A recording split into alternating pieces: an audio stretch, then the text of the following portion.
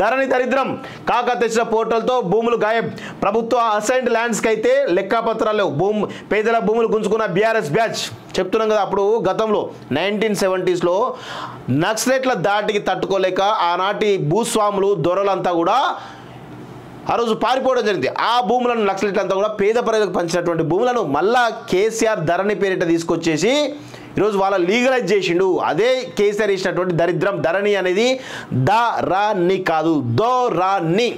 ధరణి కాదు, దొరని అంటే దొరల భూములను ఈరోజు గతంలో అక్రమంగా నిజాం నుంచి ఈరోజు అక్రమంగా పట్టా వేసుకున్నటువంటి దొరల భూములను ఆనాటి నక్సలైట్లు పేదలకు పంచారు. మళ్ళా తిరిగి ధోరణితోటి ఈరోజు మళ్ళా తిరిగి వాళ్ళ దొరలకే ఇప్పించుడు కేసీఆర్. ఇది చాలా దుర్మార్గమైనటువంటి విషయం. వాస్తవంగా కేసీఆర్ చేసినటువంటి అతిపెద్ద తప్పు. అదే చెప్తా ఉన్నాం మేము. లక్షలాది ఎకరాల భూములను ఈరోజు కొల్లగొట్టిండు కేసీఆర్. చాలా తెలివిగా 2017 నుంచి చాలా తెలివిగా విఆర్ఓ దానికంటే ముందు ఏది కబ్జాకారు ఏది అప్పుడు దొరల భూములను నక్సలైట్లు పేదలకు పంచినప్పుడు కబ్జాదారు కాలం కింద నమోదైన ఏదైతే ఆ బడుగు బలహీన వర్గాలకు సంబంధించినటువంటి వాళ్ళ పేర్లన్నీ కూడా ఆ పట్టాలో కబ్జాదారు కాలంగా నమోదైనాయి. అందుకే 2017లో కేసీఆర్ రాంగన్ ఏం చేసిండే కబ్జాదారు కాలాన్ని తీసేసిండు. మనకి ఎవరికి అర్థం కాదు వాస్తవంగా. ఆ తర్వాత ఏమవుతుంది, విఆర్ఓలకు ఆ భూమి ఎవరిది అంటే పలానా మల్లన్నదో పలానా ఎల్లయ్య ఏదో అని తెలుసు, కానీ ఆ దొరలు నిజాం నుంచి నిజాం నుంచి పట్టాయించుకున్న విషయం తెలియదు. సో ఒకవేళ విఆర్ఓలు ఉంటే ఆ భూములు మళ్ళీ బయటకు వస్తాయి, భూముల పేర్లు బయటకు వస్తాయి, వాళ్ళు ఎవరు ఓనర్లు కబ్జాదారులు ఎవరు అనేది బయటకు వస్తుంది. కాబట్టి అది తెలియకుండా చాలా తెలివిగా విఆర్ఓ వ్యవస్థను రద్దు చేయడం జరిగింది.